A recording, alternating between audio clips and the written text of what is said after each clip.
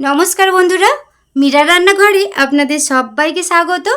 মাছের মুইঠা তো আপনারা অনেকেই খেয়েছেন। আজ বানাবো দারুণ স্বাদের চিকেন মুইঠা। বানানো একদমই সহজ, দারুণ টেস্ট লাগে। চলুন তাহলে পুরো রেসিপিটি দেখার জন্য অনুরোধ রইল। এখানে একটা বোল নিয়েছি, আর এখানে একটা মিক্সিং জারে নিয়েছি বনলেস চিকেনকে গ্রাইন্ড করে নিয়েছিলাম। 250 গ্রাম চিকেনটা আছে, আপনারা বাড়িয়েও নিতে পারেন, মানে চিকেনের পরিমাণটা। সব পেস্টটা আমি ওই বোলের মধ্যে নিয়ে নেব। তারপরে দিয়ে দেবো স্বাদ মতো লবণ, গোলমরিচ গুঁড়ো, জিরের গুঁড়ো, ধনের গুঁড়ো, দিয়ে দেবো লঙ্কা গুঁড়ো, হলুদ গুঁড়ো, আর এখানে আমি 1 চামচ বেসন ব্যবহার করছি। আপনারা চাইলে নাও দিতে পারেন, আমি শুধু একটু বাইন্ডিংয়ের জন্য ব্যবহার করছি। আর এর থেকে কিন্তু বেসন বেশি দেওয়া যাবে না, তাহলে কিন্তু মুইঠার একটা বেসনের কাঁচা গন্ধ ছাড়বে। মাখতে মাখতে দিয়ে দিলাম আদা রসুন বাটা 1/2 চামচ দিলাম, এটা আপনারা প্রথমেই দিতে পারেন। তারপর ভালো করে এটাকে আবারও মেখে নিচ্ছি। মাখা হয়ে গেলে তারপর অল্প অল্প করে নিয়ে মুইঠার শেপগুলো আমি দিয়ে দেবো। দেখুন এইভাবে, খুবই সহজ। এইভাবে সব মুইঠার আমি শেপগুলো দিয়ে দিচ্ছি। পুরো রেসিপিটি আপনারা দেখতে থাকুন। বানানো যেমন সহজ, খেতে কিন্তু দারুণ টেস্টি লাগে। চিকেনের কিন্তু অনেক পদ আপনারা রান্না করেছেন, এইভাবে একবার এই পদটা রান্না করে দেখতে পারেন।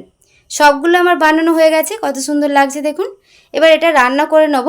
তার জন্যে কড়াই আগে থেকে জল গরম বসিয়ে দিয়েছিলাম। জলটা যখন এরকম টক বগিয়ে ফুটবে, তখন এই মুইঠাগুলো দিয়ে দিতে হবে। সবগুলো ওই একইভাবে দিয়ে দিচ্ছি। এবার হাই ফ্লেমে 5 মিনিটের মতো ফুটিয়ে নেব, বেশিক্ষণ ফোটানোর দরকার নেই। একটু নাড়াচাড়া করে নিচ্ছি। এগুলো আমার হয়ে গেছে দেখুন।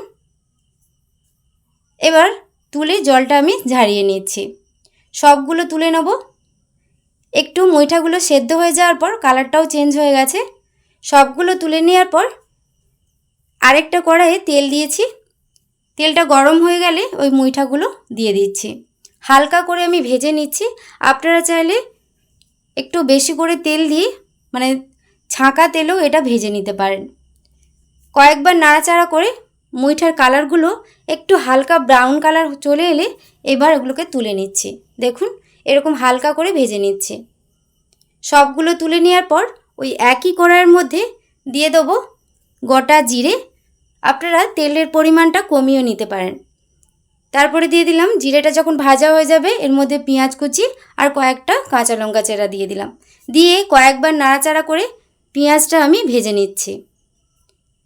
পেঁয়াজটা কয়েকবার নাড়াচাড়া করে নেওয়ার পর একটু ভাজা হয়ে গেলে এর মধ্যে একটা বাটা মশলা দিয়ে দেবো।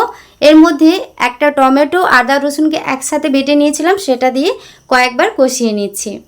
আমার চ্যানেলে আপনি যদি নতুন হয়ে থাকেন, প্লিজ আমার চ্যানেলটি সাবস্ক্রাইব করবেন আর পাশে থাকা বেল আইকনটা পুশ করে দেবেন আমার নতুন ভিডিও পাওয়ার জন্যে।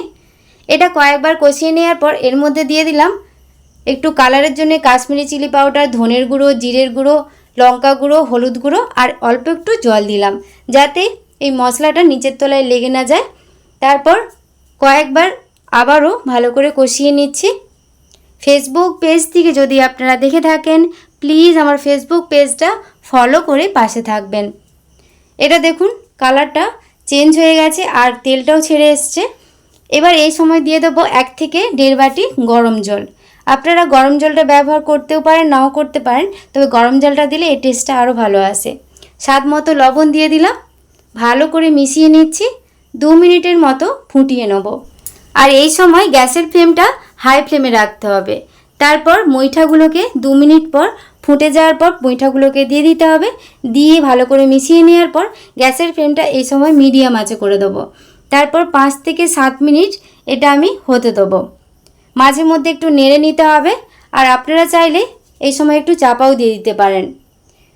7 মিনিটের মতো ফুটে যাওয়ার পর দেখুন এরকম শুকনো অবস্থায় চলে এলে দেখতে কত সুন্দর লাগছে দেখুন, খেতেও কিন্তু দারুণ টেস্টি হয়। এরকম শুকনো অবস্থায় চলে এলে গ্যাসের ফ্লেমটা আমি অফ করে দেবো। আজকের এই রেসিপিটি আপনাদের কেমন লাগলো অবশ্যই কমেন্ট করে জানাবেন।